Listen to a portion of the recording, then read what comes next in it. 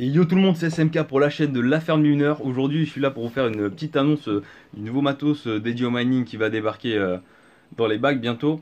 Alors, il s'agit de deux produits, c'est deux nouvelles cartes mères qui peuvent acquérir entre 12 et 13 PCI Express, c'est-à-dire de 12 à 13 cartes graphiques, et ça c'est plutôt cool, à condition d'avoir une grosse alim qui tient la route.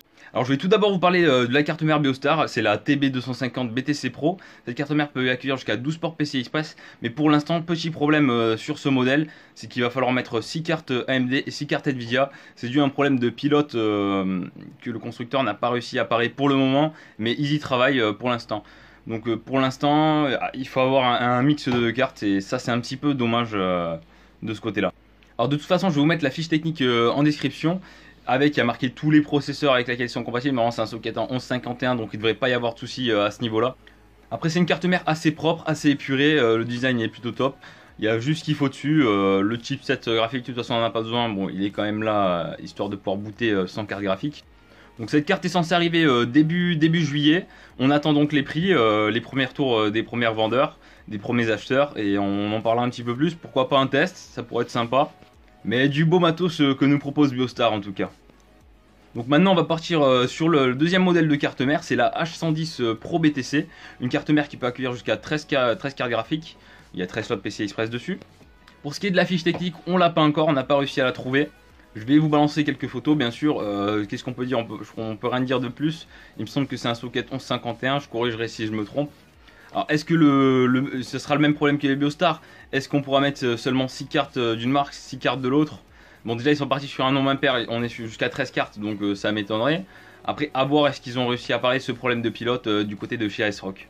On reste pareil sur un design assez soft qui suit la continuité de l'H81 Pro BTC. Après, le matériel ASRock me semble un petit peu moins robuste que certains de ses concurrents. On va dire qu'une offre comme celle qu'il la propose, personne d'autre la propose, donc on va pas commencer à rechigner. Pour ce qui est du prix, on est au-dessus des 250 €, il me semble. On verra, ça se concrétisera quand tous les revendeurs revendront.